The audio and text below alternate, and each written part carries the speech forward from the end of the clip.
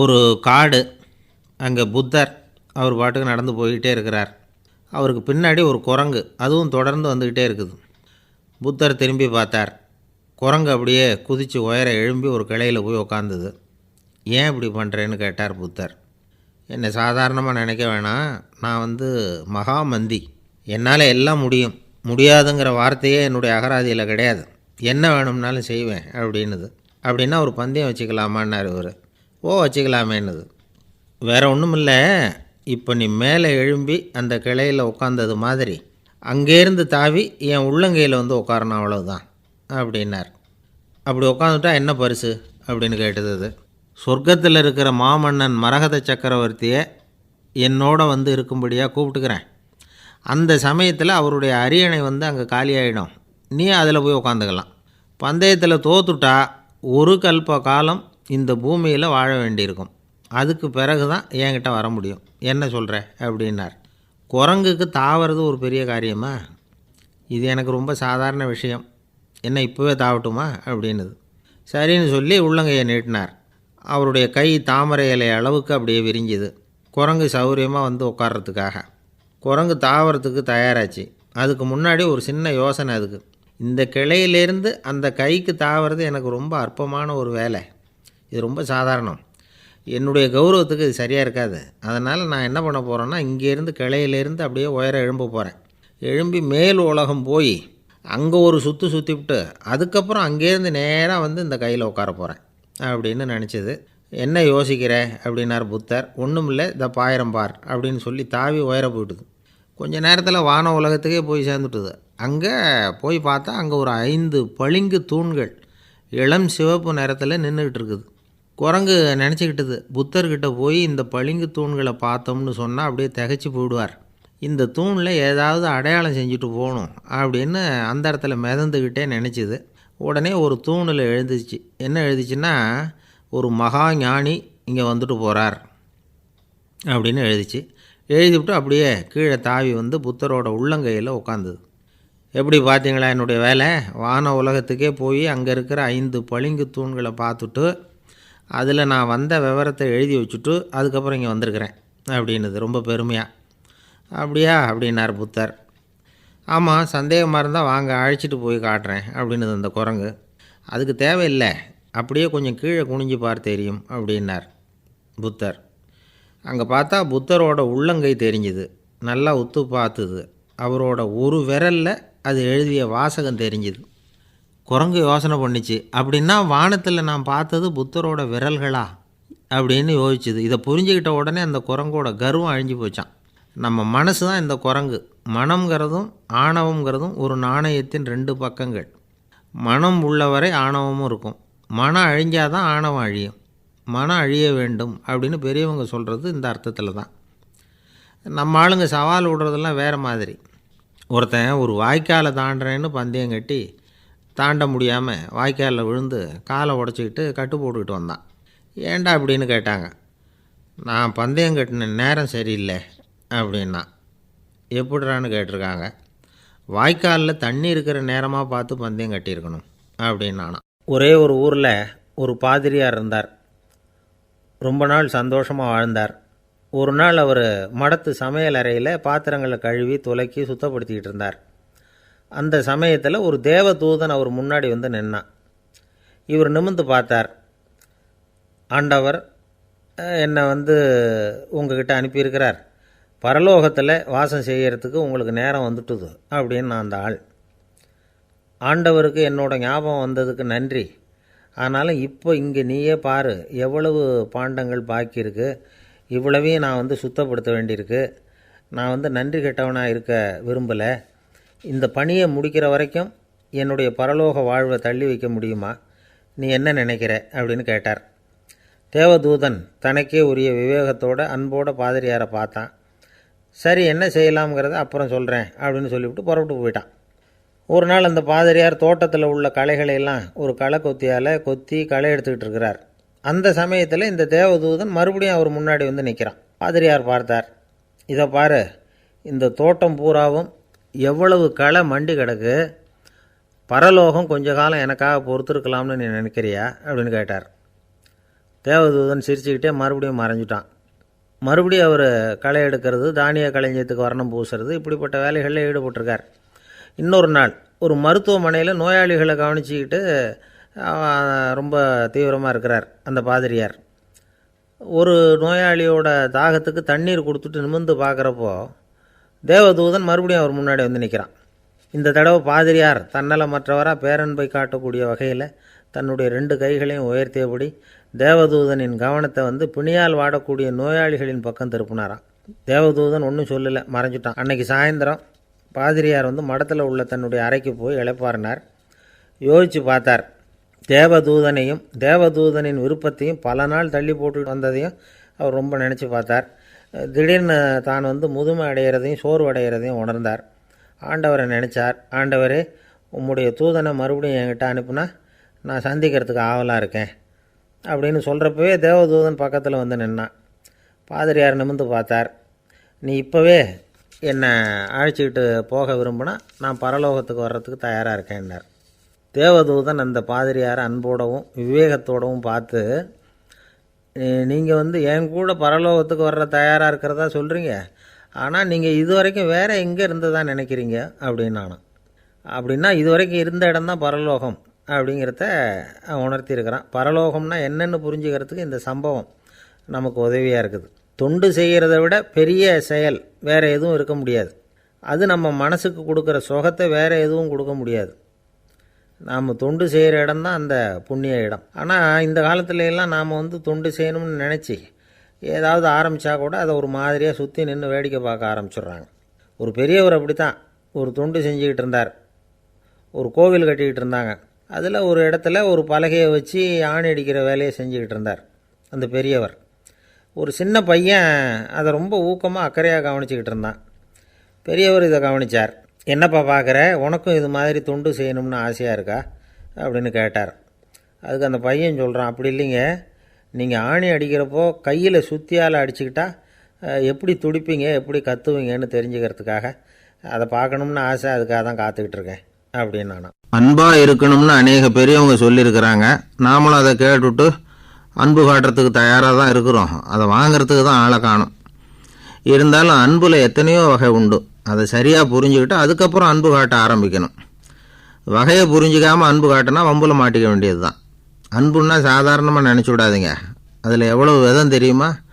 இரக்கம், கருணை, காருண்யம், பந்துத்துவம், பட்சம், பாசம், நேசம், விசுவாசம், அபிமானம், காதல், பக்தி, இப்படி பல விதமாக அதை பற்றி சொல்லி வச்சுருக்கிறாங்க பெரியவங்க. இந்த வார்த்தைகள்லாம் நாம் கேள்விப்பட்டது தான். இருந்தாலும் அதுகளுக்குள்ளே என்ன வித்தியாசம்னு கேட்டால் சரியாக சொல்ல தெரியாது.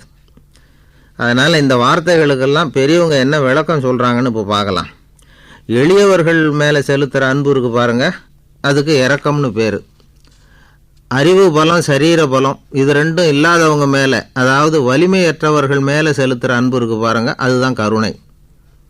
எறும்புலேருந்து யானை வரைக்கும் சகல ஜீவராசிகள் மேலேயும் காட்டுற அன்புக்கு காருண்யம்னு பேர், ஜீவகாருண்யம். சிவி சக்கரவர்த்தி காட்டின அன்பு இந்த ரகம்.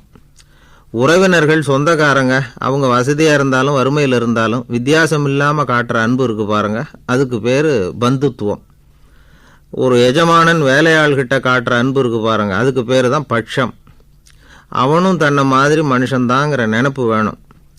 ஒரு தாய் தன்னுடைய குழந்தை மேலே, ஒரு குழந்தை தன்னுடைய தாய் மேலே செலுத்துகிற அன்புக்கு பாசம்னு பேர். ஈருடல் ஓர் உயிர்னு நினைக்கிறது இது. ராமரும் கௌசலையும் இதுக்கு உதாரணம். தம்மை ஒத்த நண்பர்கள்கிட்ட செலுத்துகிற அன்புக்கு நேசம்னு பேர். வயசு, செல்வம், அந்தஸ்து, இந்த வித்தியாசமெல்லாம் பார்க்காம அவங்க சுகதுக்கத்தில் சமபங்கு எடுத்துக்கிறது இது. கிருஷ்ணன் குசேலர்கிட்ட காட்டினது இந்த ரகம். வேலை செய்கிறவன் முதலாளிகிட்ட காட்டுற அன்புக்கு விசுவாசம்னு பேர். தேசத்து மேலேயும் தாய்மொழி பேர்லையும் செலுத்துகிற அன்புக்கு அபிமானம்னு பேர். தேசாபிமானம்னு சொல்கிறோமே, இதுதான். ஒரு கணவன் மனைவி பேரில் காட்டுற அன்புக்கு காதல்னு பேர். கடவுள் பேரில் செலுத்துகிற அன்புக்கு பக்தின்னு பேர். இப்படி அன்புல பல ரகம் இருக்கிறப்போ அதில் உள்ள வித்தியாசம் தெரியாமல் இடம் மாற்றி அன்பு காட்டினா இடைஞ்சல் தான். சரி, இந்த அன்பை பற்றி விஞ்ஞானம் என்ன சொல்லுது தெரியுமா? இதயத்தை பாதுகாக்கிறதுக்கு முக்கியமாக தேவைப்படுற ஒன்று இந்த அன்பு தான்னு சொல்லுது. நெதர்லாந்து விஞ்ஞானிகள் இதை ஆராய்ச்சி பண்ணியே கண்டுபிடிச்சிருக்கிறாங்க. கொஞ்சம் முயல் குட்டிகளை 2 பிரிவாக பிரித்தாங்க. 2 குரூப்புக்கும் கொழுப்பு அதிகமாக உள்ள ஆகாரத்தையே கொடுத்துக்கிட்டு வந்தாங்க. ஆனால் ஒரு குரூப்புக்கு வெறுமன ஆகாரத்தை கொடுத்ததோடு சரி, இன்னொரு குரூப்பு முயல்களுக்கு ஆகாரம் கொடுத்ததோடு நிறுத்திக்கல. அதுக்கு முன்னாடி கூண்டுகளை திறந்து விட்டு முயல்களை கொஞ்ச நேரம் எடுத்து கொஞ்சி விட்டு அதுக்கப்புறமா ஆகாரம் கொடுத்தாராம் ஆராய்ச்சியாளர். இந்த குரூப்புக்கு இதய பாதிப்பு 60% குறைச்சலாக இருந்துதான். சில நோயாளிகளுக்கு ஹார்ட் அட்டாக் வந்தாலும் அதை தாங்கிக்கிட்டு குணமாகிற சக்தி அதிகமாக இருக்குது. இது எப்படின்னு ஆராய்ச்சி பண்ணி பார்த்துருக்குறாங்க.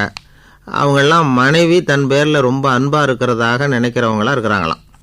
இதய நோயாளிகள் பல பேரை சந்தித்து இதய நோய் ஏற்பட என்ன காரணம்னு கேட்டிருக்கிறாங்க.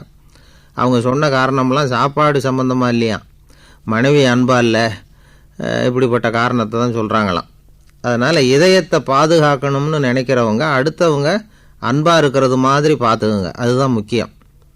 ஒருத்தர் முகம் பூரா பிளாஸ்டரி போட்டுக்கிட்டு வந்தார். ரொம்ப கோபமாக, என்னங்க ஆச்சுன்னு விசாரித்தேன். எல்லாம் உங்களால் தான் சார்னார். விவரமாக சொல்லுங்களேன். என்ன உங்கள் தகவலை கேட்டுட்டு ஒரு பூனைக்குட்டியை கையில் எடுத்தேன், அன்பாக அதை தடவி கொடுக்கறதுக்காக. ஆனால் அது முந்திக்கிட்டது, அது என் முகத்தை தடவி கொடுத்துட்டுது, முகம் பூரா நகை கீறல், அதுதான் இப்படி அப்படின்னார். அன்புல அறிவு சேராததுனால வந்த கோளாறு இது. அமெரிக்க ஜனாதிபதி ஆப்ரஹாம் லிங்கன் ஒரு நாள் தன்னோட கோச்சு வண்டியில் தலைநகரான வாஷிங்டனுக்கு போயிட்டுருக்கிறார். கோச்சு வண்டி ஒரு சாலையில் போயிட்டுருக்கு. அந்த சாலைக்கு ஒரு பக்கத்தில் பயங்கரமான சதுப்பு நிலம். சதுப்பு நிலம்னா அது புதைகுழி, புதை மணலுங்கிறோம்ல, அது மாதிரி. அந்த சதுப்பு நிலத்தில் யாராவது மாட்டிக்கிட்டால் அவ்வளோதான், ஆளை கொஞ்சம் கொஞ்சமாக உள்ளே அமுக்கிவிடும், தப்பிச்சு கரையிறது கஷ்டம். அப்படிப்பட்ட நிலம் அது. ஆப்ரஹாம் லிங்கன் ஏதோ ஒரு முக்கியமான அரசாங்க வேலையாக போயிட்டு திரும்பி வந்துக்கிட்டு இருக்கிறார். அதனால் அந்த சமயத்தில் அவர் விலை உசந்த ஆடைகளை அணிஞ்சிருக்கிறார். அப்படி அவர் அந்த கோச்சு வண்டியில் வந்துக்கிட்டு இருக்கிறாரு. அந்த சமயத்தில் ஒரு காட்சி அவர் கண்ணில் பட்டுட்டுது. என்ன தெரியுமா? ரோட்டுக்கு பக்கத்தில் இருந்த சதுப்பு நிலத்தில் ஒரு இளம் பன்றிக்குட்டி சிக்கிக்கிட்டு தவிச்சிக்கிட்டு இருக்குது, பரிதாபமாக கத்திக்கிட்டு இருக்குது. அதை பார்த்தார் லிங்கன். அவருக்கு என்ன மாதிரி ஆயிட்டுது. உடனே வண்டியை நிறுத்த சொன்னார். கீழே இறங்கினார். தன்னோட விலை உசந்த ஆடைகளை பற்றி லட்சியம் பண்ணவே இல்லை. தனக்கே ஆபத்து வரலாம்ங்கிறத பற்றியும் கவலைப்படலை. தான் ஒரு குடியரசுத் தலைவருங்கிறத பற்றியும் அவர் நினச்சி பார்க்கல. நேராக அந்த சதுப்பு நிலம் பக்கமாக போனார். அந்த சேத்துல இறங்கி பன்றிக்குட்டியை காப்பாற்றி கரைக்கு கொண்டுகிட்டு வந்து சேர்த்துட்டார். அதுக்கப்புறம் நிம்மதியாக கோச்சு வண்டியில் ஏறி வெள்ளை மாளிகைக்கு வந்து சேர்ந்தார். ட்ரெஸ்ஸு உடம்பு பூரா சேறு சகதி.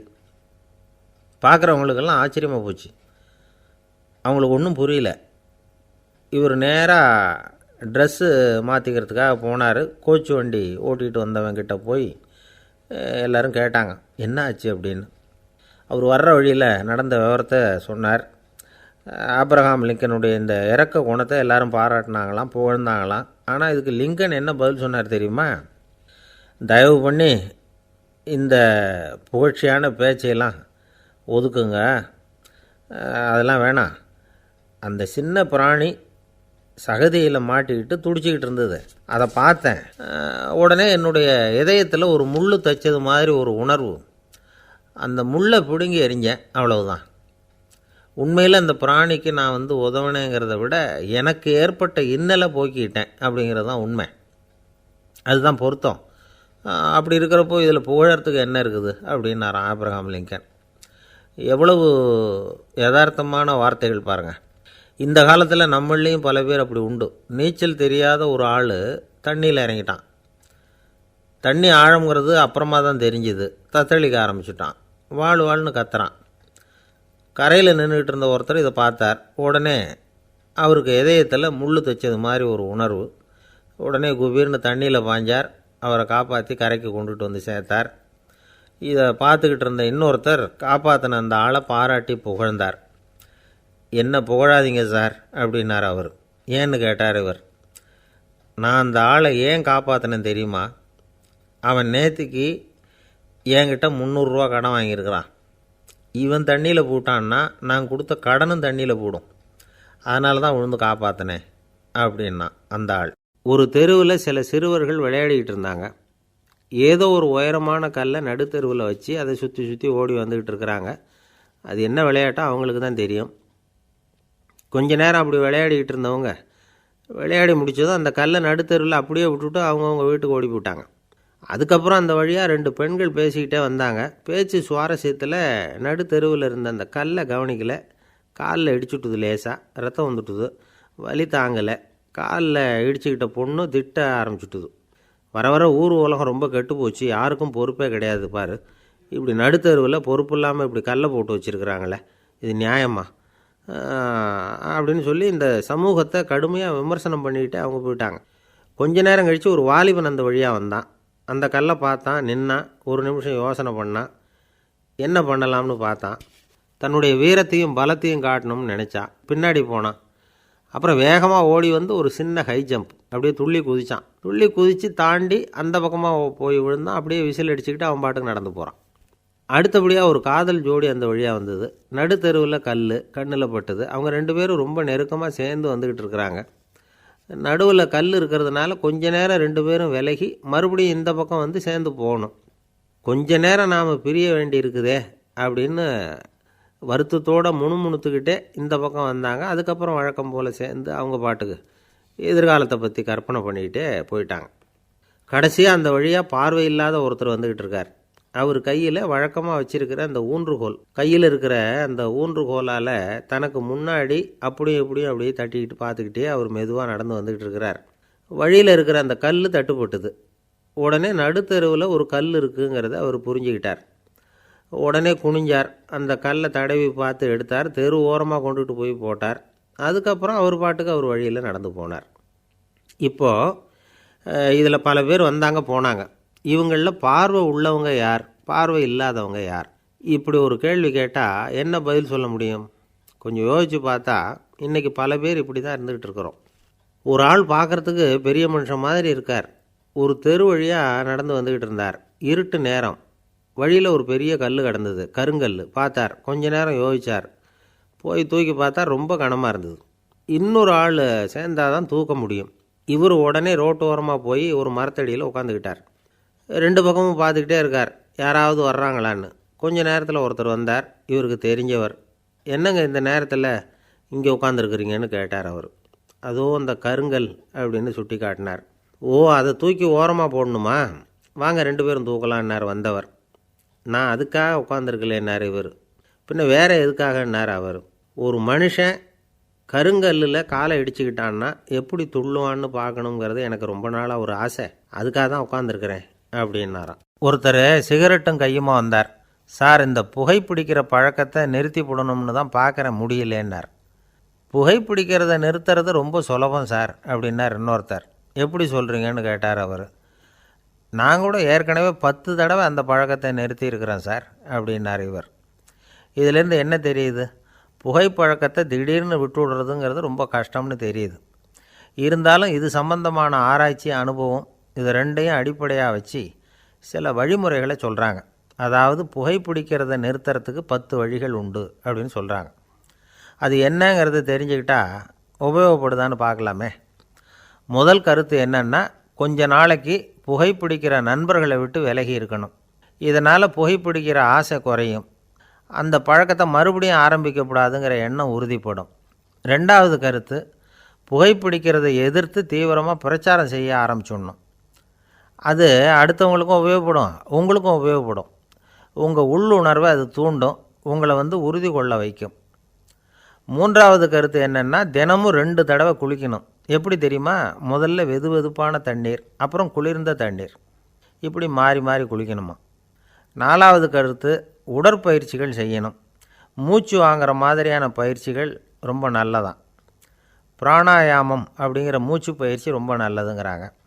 அப்புறம் 5வது கருத்து, சாப்பாடு மிதமாக இருக்கணும், சீராக இருக்கணும். பச்சை காய்கறிகள், பழங்கள் சாப்பாட்டில் சேர்த்துக்கலாம். அடிக்கடி கொஞ்சம் கொஞ்சமாக சாப்பிட்டு ரத்தத்தில் சர்க்கரையின் அளவை பராமரிக்கணும். இது நரம்புகளை அமைதிப்படுத்தும். 6வது கருத்து என்னென்னா, ரொம்ப நேரம் பசியோடு இருக்கக்கூடாது. புகைப்பிடிக்கிறத நிறுத்த முயற்சி செய்யும் பொழுது எடை குறைப்பு நடவடிக்கைகளை மேற்கொள்ளக்கூடாது. 7வது கருத்து, காப்பி, தேநீர், மதுபானம், அப்புறம் போதைப் பொருள்கள் கலந்த உணவுகள் இதெல்லாம் வேணாம். புகைப்பிடிக்கிறத அதெல்லாம் ஊக்கப்படுத்தும். கடுகு, மிளகு, அப்புறம் காரமான பொருள்களை தவிர்க்கணும். உப்பு அளவை குறைக்கணும். தினமும் 10 குவளை தண்ணீராவது குடிக்கணும். வெறும் தண்ணி புகைப்பிடிக்கிற ஆவலை வந்து தணிக்குதான். 8வது கருத்து, கையில் வந்து சிகரெட்டு புகையில் ஏதாவது இருந்தால் உடனே தூக்கி எறிஞ்சிருங்க. அது கையில் இருக்கிற வரைக்கும் புகைப்பிடிக்கிற ஆசை வந்துக்கிட்டே இருக்கும். 9வது கருத்து என்னென்னா, இறை நம்பிக்கை உள்ளவங்க புகைப்பிடிக்கிற எண்ணம் வர்றப்போவெல்லாம் பிரார்த்தனை செய்ய ஆரம்பிச்சுடலாம். 10வது கருத்து, உங்களுக்கு ரொம்பவும் வேண்டியவங்க யாரோ அவங்கக்கிட்ட எல்லாம் நீங்கள் புகைப்பிடிக்கிறத நிறுத்தி விட்டதாக சொல்லிவிடுங்க. இந்த 10 வழிகளையும் கடைபிடிக்க ஆரம்பிச்சுட்டா புகைப்பிடிக்கும் பழக்கத்தை நிறுத்தி விடலாம் அப்படின்னு சொல்கிறாங்க அனுபவப்பட்டவங்க. முயற்சி பண்ணி பார்க்கலாம். ஒரு முக்கியமான இடத்துல நின்றுக்கிட்டு இருந்தார் ஒருத்தர். அங்கே வந்த இன்னொருத்தர், ஏன் சார் இந்த இடத்துல சிகரெட் பிடிக்கலாமா அப்படின்னு அனுமதி கேட்டார். இந்த இடத்துல சிகரெட் பிடிக்கக்கூடாதுங்க அப்படின்னாரு இவர். நீங்கள் இப்படி சொல்கிறீங்க, ஆனால் இந்த இடத்துல கீழே நிறைய சிகரெட் துண்டுகள் கிடக்குதே, அவங்கெல்லாம் யார்? அவங்கெல்லாம் உங்கள் மாதிரி என்கிட்ட அனுமதி கேட்காதவங்க அப்படின்னாராம் இவர். ஒருத்தர் இருக்கார், நல்ல உத்தியோகத்தில் தான் இருக்கிறார், ஆனால் எப்போ பார்த்தாலும் முகத்தை வெறுப்பாக வச்சுருப்பார். அப்படியே வருவார் போவார். ஏன் சார் இப்படி இருக்கிறீங்க அப்படின்னு விசாரித்தோம். ஏன்டா இந்த வேலைக்கு வந்தோம்னு இருக்குது சார் அப்படின்னார். உங்கள் வேலை உங்களுக்கு பிடிக்கலையா அப்படின்னு கேட்டோம். இல்லைன்னார். இப்படிப்பட்டவங்க வெற்றிகரமான வாழ்க்கை வாழ முடியாது. இது வந்து நிபுணர்கள் கருத்து.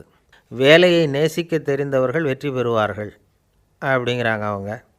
எந்த துறையாக இருந்தாலும் சரி, அந்த துறையில் வெற்றிகரமாக இருக்கிறவங்கள விசாரித்து பாருங்கள். எனக்கு என்னுடைய வேலை ரொம்ப பிடிக்கும் அப்படின்னு சொல்கிறவங்களாக தான் இருப்பாங்க. அப்படி இருந்தால் தான் அது வெற்றிகரமாக இருக்க முடியுது அவங்களால. ஒருத்தனுக்கு பிடித்தமான பொழுதுபோக்கே அவனுடைய தொழிலாக இருந்துட்டுதுன்னா அவனை மாதிரி கொடுத்து வச்சவன் வேறு யாரும் இல்லை அப்படிங்கிறார் பெர்னாட் ஷா. ஒரு தடவை மன்னர் ஹுமாயூன் உயிரை வந்து தண்ணீர் மொண்டு ஊற்றுகிற தொழிலாளி ஒருத்தர் காப்பாற்றினாராம் அந்த ஹுமாயூன் உயிரை. உடனே மன்னர் கேட்டிருக்கார், உனக்கு என்ன வேணும்னாலும் கேளு தரேன், உயர் பதவி வேணுமா அப்படின்னு கேட்டாராம். மன்னா, மக்களின் தாகம் தீர்க்கக்கூடிய இந்த பணியை விட உயர்ந்தது உண்டா அப்படின்னாராம் அந்த தொழிலாளி. அவரால் அவருடைய வேலையை நேசிக்க முடிஞ்சுது, அதனால் மகிழ்ச்சியாக இருக்க முடிஞ்சுது. நாமெல்லாம் அப்படி இல்லை. வேலை கிடைக்கிற வரைக்கும் கிடைச்சா போதும் அப்படின்னு இருக்கோம். கிடைச்சதுக்கப்புறம் ஏன்டா இந்த வேலைக்கு வந்தோம்னு ரொம்பவும் அழுத்துக்குவோம். சரி, நாம் இருக்கிற இடத்துல நாம் வெற்றிகரமாக இருக்க வழி உண்டா அப்படின்னா உண்டுன்னு சொல்கிறாங்க. அதாவது மன இயல் நிபுணர்கள் இருக்கிறாங்க இல்லையா, அவங்க அதுக்கு முக்கியமாக 6 வழிகள் சொல்கிறாங்க. நீங்கள் ஒரு அலுவலகத்தில் வேலை பார்க்குறவரா அப்படின்னா இதை கேளுங்க. அதாவது உங்கள் மேலதிகாரி எதிர்பார்ப்புக்கு தகுந்த மாதிரி உங்கள் வேலை இருக்குதா? அப்படி இல்லைன்னா முதல்ல உங்கள் வேலையின் தரம் உயரணும். உங்களுக்கு மேலே கீழே வேலை பார்க்குற பணியாளர்கள்கிட்ட நல்ல விதமாக பழகிறீங்களா? அந்த உறவு முறையில் ஏதாவது குறை இருந்தால் அதை கண்டுபிடிச்சி சரி பண்ணுங்கள். நம்பிக்கைக்கு உரியவர் அப்படின்னு நீங்கள் பேர் எடுக்கணும். நீங்கள் எடுக்கிற முடிவு நல்ல முடிவாக தான் இருக்கும் அப்படின்னு அடுத்தவங்க சொல்லணும். உங்கள் தோற்றத்துக்கு முக்கியத்துவம் கொடுங்க. இது மனம் உடல் ரெண்டும் சம்மந்தப்பட்டது. அதனால் மனசையும் ஆரோக்கியமாக வச்சுருக்கணும், உடம்பையும் ஆரோக்கியமாக வச்சுருக்கணும். உங்களுடைய நிர்வாகம் செயல்படுற விதத்தை நல்லா புரிஞ்சு வச்சுக்கணும். உங்களுடைய நிர்வாகம் இப்போ ஒரு காரியம் செய்யுதுன்னு வச்சுங்க, ஏன் அப்படி செய்யுது, எதுக்காக அப்படி செய்யுது, அதனுடைய குறிக்கோள் என்ன, அது நீடிக்கிறதுக்கு காரணம் என்ன, இதையெல்லாம் தெரிஞ்சுக்கணும். சிரிப்புக்கு வஞ்சகம் பண்ணக்கூடாது. நல்லா சிரிக்கணும், அப்போ தான் அது திரும்ப கிடைக்கும். கடந்த கால தோல்வியை பற்றி கவலைப்படக்கூடாது. முதலாளி விருப்பம் தெரிஞ்சு நடந்துக்கிறது நல்லது தான். அதுக்காக வந்து காக்கா பிடிக்கணுங்கிற அவசியம் இல்லை. உங்களுக்கு ஒரு பொறுப்பான வேலை கிடைக்குது, உடனே சத்தம் குழப்பம் அப்படின்னு சூழ்நிலையை இறுக்கமாக ஆக்கிடக்கூடாது. எந்த சூழலையும் இயல்பாக கையாளக்கூடியவர் அப்படிங்கிறத காட்டணும். இதெல்லாம் உங்கள் துறையில் நீங்கள் வெற்றி பெற நிபுணர்கள் சொல்கிற யோசனைகள். இவ்வளவு விவரமும் சொல்லிவிட்டு ஒருத்தரை பார்த்து கேட்டோம், இப்போ சொல்லுங்கள், நீங்கள் செய்கிற வேலை உங்களுக்கு பிடிச்சிருக்குதா அப்படின்னோம். ரொம்ப ரொம்ப பிடிச்சிருக்குது அப்படின்னார்.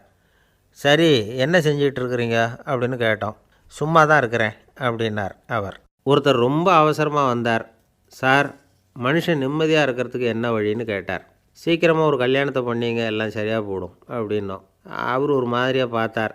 ஏற்கனவே எனக்கு கல்யாணம் ஆகிட்டுது சார், அதனால தானே நிம்மதியாக இருக்கிறதுக்கு வழி கேட்குறேன் அப்படின்னார். சரி, இவர் ஒரு மாதிரியான கேஸ் அப்படின்னு நினச்சிக்கிட்டு நம்மக்கிட்ட இருந்த ஒரு சின்ன புத்தகத்தை அவர்கிட்ட தூக்கி கொடுத்தோம். இதை படித்து பாருங்கன்னு. கல்யாணத்துக்கு பிறகும் சந்தோஷமாக இருக்கிறதுக்கு என்ன வழி அப்படிங்கிற கேள்விக்கு அந்த புத்தகத்தில் விளக்கம் இருந்தது. கணவன் மனைவிக்குள்ளே சிக்கல் வராமல் இருக்கிறதுக்கு அதில் சில வழிகளை சொல்லி கொடுத்துருக்குறாங்க. அதெல்லாம் என்னென்ன அப்படிங்கிறத இப்போ பார்க்கலாமா? குடும்பம்னு இருந்தால் கோபம் வரதான் செய்யும். அது வந்துட்டு போகட்டும், பரவாயில்ல. ஆனால் அந்த கோபம் ஒரே நேரத்தில் 2 பேருக்கும் வந்துடாமல் பார்த்துக்கணும். ஒரு சமயத்தில் யாராவது ஒருத்தர் தான் கோபப்படணும், அடுத்தவங்க அமைதியாக இருக்கணும். அதுக்கப்புறம் இவர் அமைதியான உடனே அவங்க ஆரம்பிச்சிக்கலாம். கோபமாக ஏதாவது சொன்னால் உடனே கோபமாக பதில் சொல்லக்கூடாது. கொஞ்சம் பொறுத்து கோபம் தீர்ந்த உடனே அந்த பதிலை சொல்லலாம். அப்போ பதில் கோபமாக இருந்தால் கூட அது அவ்வளோ பெருசாக தெரியாது. அற்ப விஷயத்துக்கெல்லாம் காய்ச்சி மூச்சுன்னு கத்திகிட்டு இருக்கக்கூடாது. உங்கள் 2 பேருக்குள்ளே ஒரு தர்க்கம் ஆரம்பமாயிட்டுதுன்னு வச்சுக்கோங்க. கடுமையாக 2 பேரும் விவாதம் பண்ணுறீங்க. உங்களில் ஒருத்தர் இதில் ஜெயிக்கணும்னா அது நீங்களாக இருக்க வேணாம், அடுத்தவங்க ஜெயிக்கிறதுக்கு நீங்கள் துணையாக இருங்களேன். அப்படின்னா நீங்கள் கொஞ்சம் விட்டு கொடுக்கணும், அவ்வளவுதான். ஏதாவது குத்தம் சொல்லணுமா, செஞ்ச தப்பை சுட்டி காட்டணுமா, விமர்சனம் பண்ணணுமா, பண்ணுங்க, வேணான்னு சொல்லலை. ஆனால் சொன்னதை அப்படி சொல்கிறத கொஞ்சம் அன்பாக இதமாக சொல்லுங்கள். எப்போ நடந்த தவறுகளையெல்லாம் இப்போ போய் மறுபடியும் ஞாபகப்படுத்திகிட்டு இருக்க வேண்டாம். நான் அப்போவே சொன்னேன் இந்த புடவை வேணாம்னு, நீங்கள் தான் கேட்கல, இப்போ பாருங்கள் கிழிஞ்சு போச்சு இப்படின்னு கத்துனாங்க ஒரு அம்மா. எப்போ சொன்னீங்கன்னு கேட்டால் ஒரு 10 வருஷத்துக்கு முன்னாடி தீபாவளி சமயத்தில் அப்படிங்கிறாங்க. அது என்ன இன்னும் அப்படியே புதுசாகவே இருக்கும்? உங்களுக்கு அவர் தான் பெருசு, அவருக்கு நீங்கள் தான் பெருசு. அதை விட இந்த உலகத்தில் வேறு எதுவும் முக்கியம் இல்லைன்னு நினைக்கணும். நீ தான் என்னுடைய உலகம்னு எத்தனை தடவை சொல்லியிருப்பீங்க? அதெல்லாம் வெறும் வசனமாக போயிடக்கூடாது. ஏதாவது ஒரு பிரச்சனையை பற்றி கடுமையாக விவாதம் பண்ணிக்கிட்டு இருக்கீங்க, அதை அப்படியே பாதியில் விட்டுட்டு படுக்கைக்கு போயிடக்கூடாது. சொச்சத்தை நாளைக்கு பேசிக்கலாம்னு. அப்படி போனால் தூக்கம் வராது. பிரச்சனையை ஒரு முடிவு பண்ணிக்கிட்டு அதுக்கப்புறமா தூங்க போகணும். ஒரு நாளில் ஒரு தடவையாவது உங்கள் ஜோடியை பாராட்டி நல்ல விதமாக கனிவாக ஒரு வார்த்தை சொல்லணும் அப்படின்னு தீர்மானம் பண்ணிங்க. ஏதாவது தப்பு பண்ணிவிட்டீங்கன்னா பரவாயில்ல, அதை ஒத்துக்கிறதுக்கும் மன்னிப்பு கேட்குறதுக்கும் தயாராக இருக்கணும். அது ஒன்றும் கேவலம் கிடையாது. வீட்டுக்குள்ளே தானே கேட்க போகிறீங்க, வெளியில் யாருக்கு தெரிய போகுதோ? எப்படியோ உங்களுக்குள்ளே ஒரு சமரசம் ஆனால் சரிதான். ஒரு தகராறுன்னு எடுத்துக்கிட்டால் குறைஞ்சபட்சம் அதுக்கு 2 பேர் தேவை. தனியாகவே உட்காந்துக்கிட்டு நான் இப்போ தகராறு பண்ணிகிட்ருக்கிறேன் அப்படின்னு யாரும் சொல்ல முடியாது. 2 பேர் தகராறு பண்ணுறாங்கன்னா பொதுவாக அந்த 2 பேரில் யார் அதிகமாக பேசுகிறாங்களோ அவங்க பேரில் தான் தப்பு இருக்கும். அதை மனசில் வச்சுக்கணும்.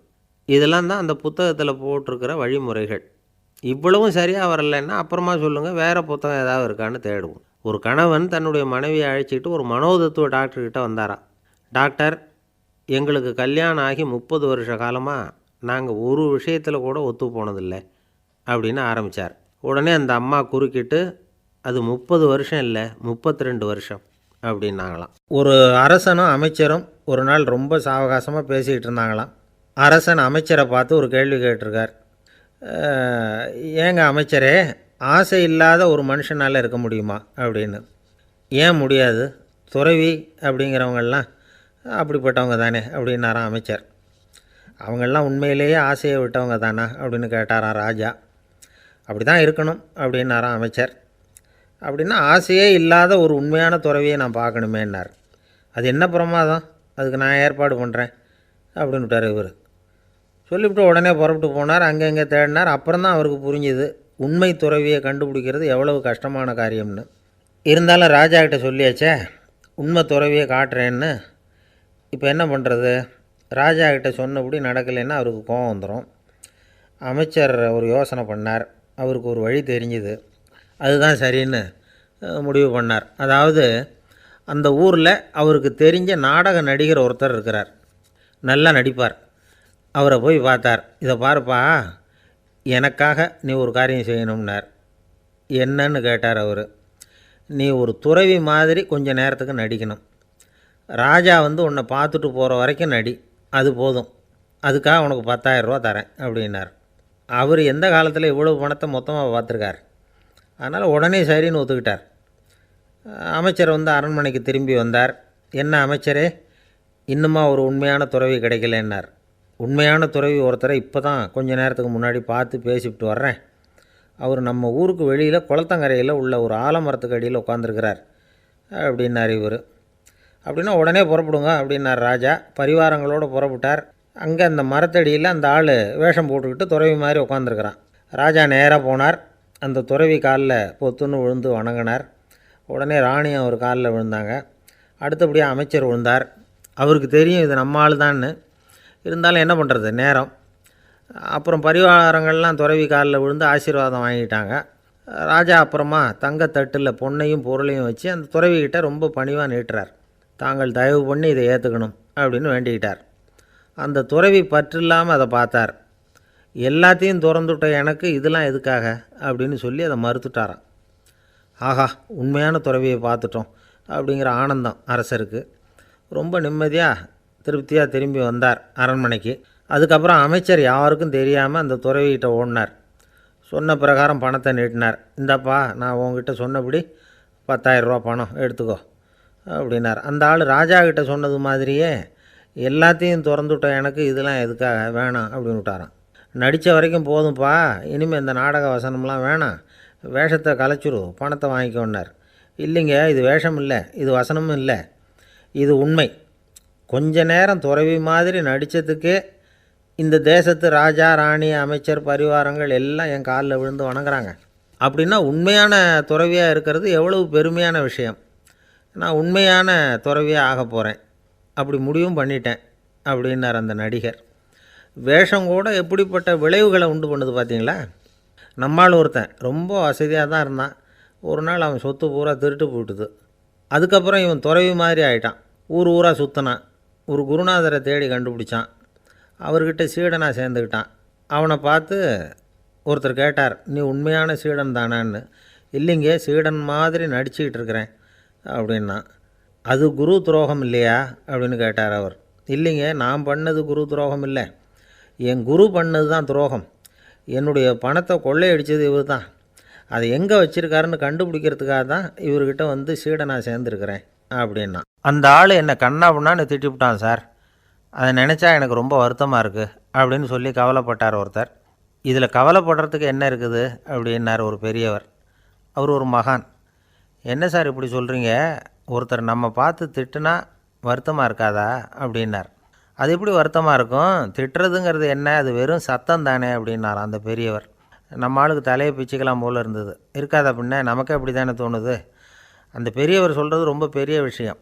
அதை நாம் புரிஞ்சிக்க முயற்சி பண்ணலாம்னா நடைமுறை வாழ்க்கைக்கு அது ஒத்து வர்றது மாதிரி தெரிய மாட்டேங்குது. இருந்தாலும் அந்த பெரியவர் அதுக்கு என்ன தான் விளக்கம் கொடுக்குறாருன்னு பார்ப்போமே. ஒரு ரயில் போயிட்டுருக்கு, அதில் ஒரு சாது போயிட்டுருக்கார். அந்த ரயில் வந்து அவர் ஹரித்வாரம் போயிட்டுருக்கார். அவர் ரயிலில் ஏகப்பட்ட கூட்டம். நம்ம ஊர் ரயில் கேட்கவா வேணும், டிக்கெட் வாங்கிட்டு கொஞ்சம் பேர், வாங்காத கொஞ்சம் பேர். அது என்னத்துக்கு அனாவசியமாக டிக்கெட் அப்படிங்கிற நினப்பில் பாதி பேர். இந்த கூட்டத்துக்கு மத்தியில் அந்த சாதுவும் போயிட்டுருக்கிறார். உட்கார்றதுக்காக இருந்த இடத்துல ஒரு ஆள் படுத்துருக்கிறான். கொஞ்சம் முரட்டு ஆசாமி. அவன் கால் பக்கத்தில் கொஞ்சோண்டு இடம் பாக்கி இருந்தது. அந்த இடத்துல இந்த சாது உட்காந்துருந்தார். மெதுவாக உட்காந்துக்கிட்டார் போய். ஆனால் அந்த ஆள் ராத்திரி பூரா இவரை காலால் உதச்சிக்கிட்டே இருக்கிறான். அது இவருக்கு ரொம்ப அவமானமாக பட்டுது. அதனால் துக்கம் ஏற்பட்டுது. இருந்தாலும் அதை ஒரு மாதிரியாக சகிச்சுக்கிட்டே இவர் வந்து சேர்ந்தார். பொழுது விடிஞ்சுது. அந்த சாது ஹரித்வார் வந்து சேர்ந்தார். அங்கே ஒரு பெரிய ஞானியை சந்தித்தார். ராத்திரி ரயிலில் அந்த ஆள் உதைச்சதையும் அதனால் தனக்கு ஏற்பட்ட துக்கத்தையும் இந்த சாது அந்த ஞானிகிட்ட சொன்னார். சொல்லிவிட்டு, ஏன் சுவாமி, எனக்கு துக்கம் ஏற்பட்டதே அது தப்பா அப்படின்னு கேட்டார். தவறு தான்னார் அந்த ஞானி. உனக்கு இன்னமும் தேக அபிமானம் போகலைங்கிறது தான் அது காட்டுது. அஷ்டாவக்கிரர் என்ன சொல்கிறார் தெரியுமா, உண்மையான ஞானி யாராவது தன்னை வந்தனை செய்தால் அதற்காக சந்தோஷப்பட மாட்டார், யாராவது நிந்தனை செய்தால் அதற்காக வருத்தப்பட மாட்டார் அப்படின்னு சொல்கிறார். நிந்தனைங்கிறது ஒரு ஒலி தான். தேகாபிமானம் இருக்கிற வரைக்கும் இந்த ஒலி நம்மளை வந்து வேதனைப்படுத்தும். நான் தேகம் இல்லை, ஆத்மா அப்படிங்கிற நினைவு இருந்தால் இந்த ஒலி நம்மளை பாதிக்காது. மனு என்ன சொல்கிறார் தெரியுமா, ஒரு சாதகன் பாராட்டுதலை விஷம்னு நினச்சி பயப்படணும், அவமானத்தை அமிர்தம்னு நினச்சி சந்தோஷப்படணுங்கிறார். அவமானப்பட்டால் கவலைப்படாமல் எப்படி இருக்க முடியும் அப்படின்னு தான் நமக்கு தோணும். அதனால தான் நம்மளில் யாரும் இதுக்கு உதாரணமாக யாரையும் காட்ட முடியல. புத்தரையும் கபீரையும் உதாரணமாக காட்டுறாங்க. அவங்களுக்கெல்லாம் அவமானம் ஏற்பட்டப்போ கவலையே படலையாம். புத்தரை வந்து அவமானப்படுத்தணுங்கிறதுக்காக கௌசாம்பி ராணி ஒரு இளம் பெண்ணை கொலை பண்ணி சடலத்தை புத்தர் குடிசைக்கு முன்னாடி போட சொன்னார். போட்டாங்க. புத்தர் தான் அந்த பொண்ணை கெடுத்து கொலை பண்ணிவிட்டாருன்னு எல்லோரும் நினச்சாங்க. ஆனால் புத்தர் இதை பற்றி கவலையே படலை. அப்புறமா உண்மை தெரிஞ்சதும் புத்தர் புகழ் இன்னும் அதிகமாகிட்டுது. ஒரு பெரிய சபையில் ஒரு மோசமான பொண்ணு நுழைஞ்சி தனக்கும் கபீருக்கும் சம்பந்தம் உண்டுன்னு சொன்னான். கபீர் கவலைப்படலை. அவங்க மாதிரியெல்லாம் நாமளும் இருக்க கற்றுக்கணும். நிந்தனை, அபகீர்த்தி, அவமானம் எல்லாம் ஆண்டவன் கொடுக்குற பிரசாதம்னு நினைக்கணும் அப்படின்னு சொல்கிறார் அந்த ஞானி. இதை கேட்ட இந்த காலத்து ஆசாமி ஒருத்தர், நான் கூட அப்படி தான் சார், யாராவது அவமானப்படுத்தினா கவலைப்பட மாட்டேன். நேற்று கூட ஒருத்தர் என்ன பலார்னு அரைஞ்சுட்டார், நான் கொஞ்சம் கூட கவலைப்படலை, பேசாமல் வந்துட்டேன்னார். ஏன் அப்படி வந்துட்டீங்க அப்படின்னேன். அவர் அரைஞ்சதுலேயும் ஒரு அர்த்தம் இருந்தது, அதனால தான் அப்படி வந்துட்டேன்னார். ஏன் அரைஞ்சாருன்னு கேட்டேன். 10 வருஷத்துக்கு முன்னாடி 15 ரூபா அவர்கிட்ட கடன் வாங்கினேன், அதை கேட்டு கேட்டு பார்த்துட்டு கடைசியாக தான் அரைஞ்சார் அப்படின்னார். ஆண்டவனுடைய பிரசாதம் இவருக்கு அடிக்கடி கிடைக்கும் போல இருக்குது. இந்த உலகமே ஒரு நாடக மேடை, நாம் எல்லாரும் நடிகர்கள். இது ஞானிகள் சொல்கிறது. இது ஒரு பக்கம் இருக்கட்டும். இந்த உலகத்துக்குள்ளே எத்தனையோ நாடக மேடைகள், எத்தனையோ நடிகர்கள், எத்தனையோ நாடகங்கள், இதெல்லாம் எப்படி ஆரம்பமாச்சு? அதுதான் இன்றைக்கி தகவல். அதாவது ஆதி மனிதன் பேச ஆரம்பிக்கிறதுக்கு முன்னாடி சைகையாலேயே எல்லாத்தையும் சொல்லிகிட்டு இருந்தான். அதனால் அப்போவே நடிப்பு ஆரம்பமாயிட்டுது. முதல்ல ஒரு வேட்டையைத்தான் அவன் நடித்து காட்டியிருப்பான். இவன் எப்படி போனான், எதிரில் மிருகம் எப்படி வந்தது, அதோடு எப்படி சண்டை போட்டான், எப்படி அடித்து கொண்டுகிட்டு வந்தான், இதை அப்படியே மற்றவங்களுக்கு நடித்து காட்டியிருப்பான். ஏன்னா மொழி கிடையாது. இந்த காலத்துலலாம் நாடகங்களில் நடிக்கிறவங்கள நடிகர்கள்ங்கிறோம். ஒரு காலத்தில் இவங்களுக்கு என்ன பேர் தெரியுமா?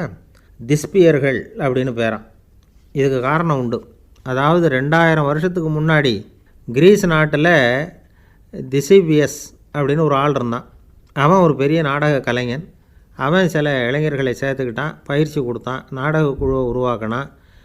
நடிகர்களையும் நாடகத்துக்கு தேவையான பொருள்களையும் ஏற்றிக்கிட்டு போகிறதுக்கு ஒரு வண்டியையும் தயார் பண்ணான். அந்த வண்டியிலேயே அவன் கிரேக்க நாடு பூராவும் சுற்றினான். ஊர் ஊராக நாடகம் போட்டான். ஒரு ஊருக்கு போனதும் அங்கே நாடகம் நடத்த தியேட்டர் இருக்கா அப்படிங்கன்னெல்லாம் பார்க்குறதில்ல அவன். ஏன்னா அப்போலாம் தியேட்டர்னா என்னென்ன தெரியாது.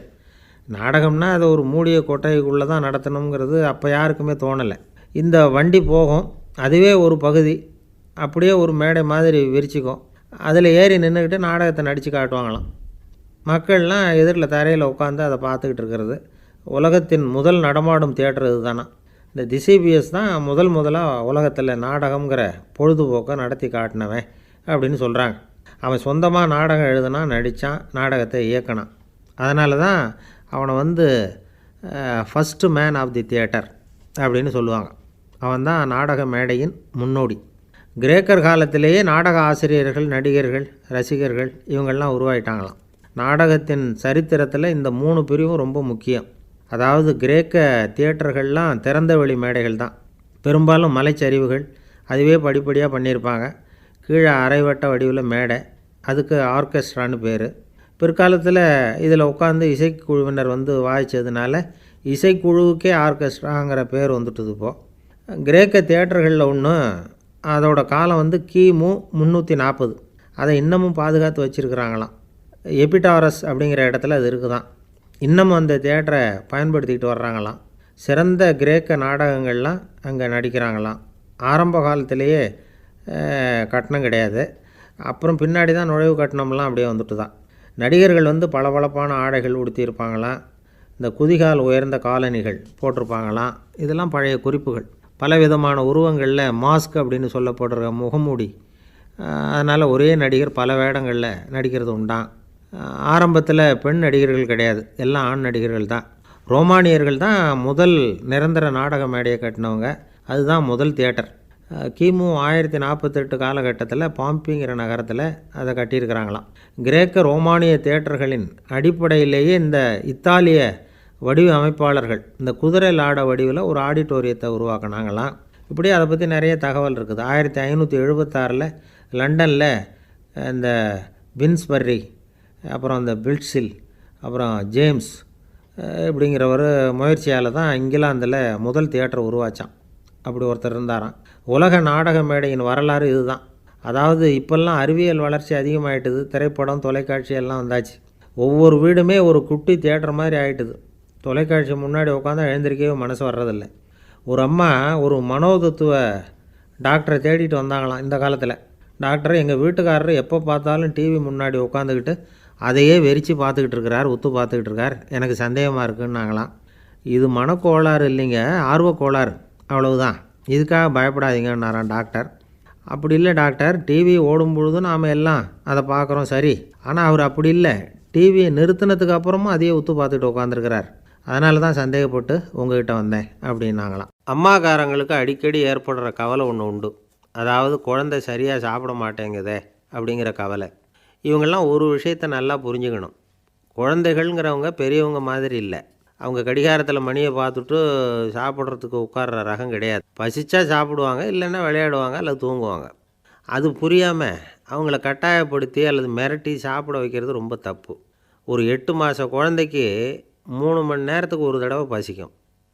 அந்த நேரம் பார்த்து சாப்பாடு கொடுத்தா அடம் பண்ணாமல் அது பாட்டுக்கு சாப்பிட்ரும். அதே குழந்தைக்கு 1 வயசு ஆகிறப்போ 4 மணி நேரத்துக்கு ஒரு தடவை பசிக்கும். இந்த வயசில் இயற்கையாகவே பசி குறைஞ்சிருக்கும். அது புரியாமல் என் குழந்தை முன்னாடி மாதிரி இப்போ சரியாக சாப்பிட மாட்டேங்கிறான் அப்படின்னு சில பேர் டாக்டர்கிட்ட போய் சொல்லிக்கிட்டு இருப்பாங்க. இன்னொரு விஷயம், ஒரு குழந்தைக்கு வயசு அதிகமாகிற வேகத்துக்கு உடம்பு எடையும் அதிகமாகிக்கிட்டே போகாது. உடம்பு எடை அதிகமாகிற வேகம் குறைஞ்சிக்கிட்டே வரும். 6 மாத குழந்தைக்கு ஒரு வாரத்தில் 150 கிராம் எடை கூடும். ஒரு வயசில் வாரத்துக்கு 71 கிராம் எடை கூடும். இது புரியாமல் அதிகமாக சாப்பாட்டை கொடுத்து குழந்தைய கஷ்டப்படுத்தக்கூடாது. ஏன்னா அளவுக்கு மீறின உணவு அஜீரணத்தை உண்டு பண்ணிவிடும்.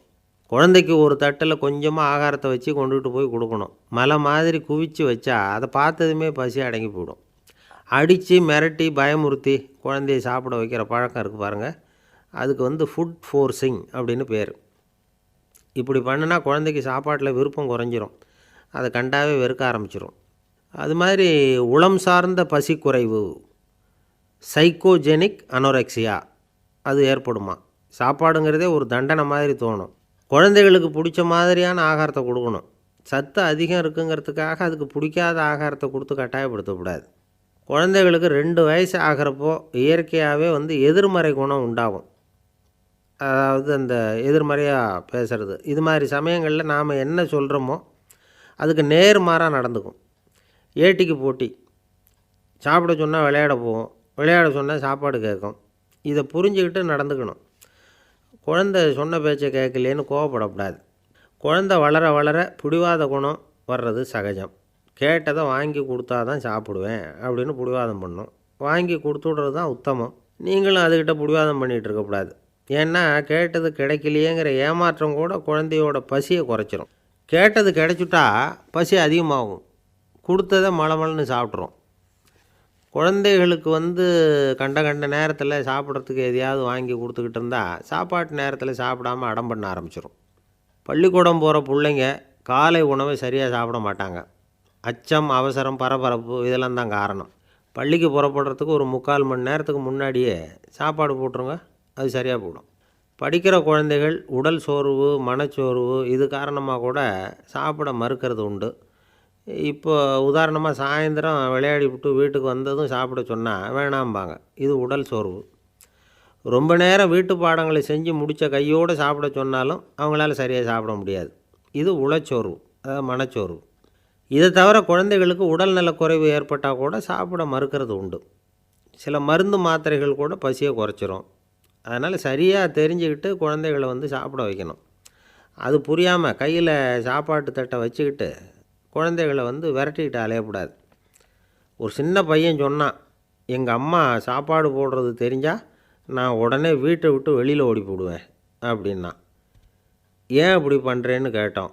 எங்கள் அப்பா கூட அது மாதிரி தான் சார் பண்ணுவார் அப்படிங்கிறான்.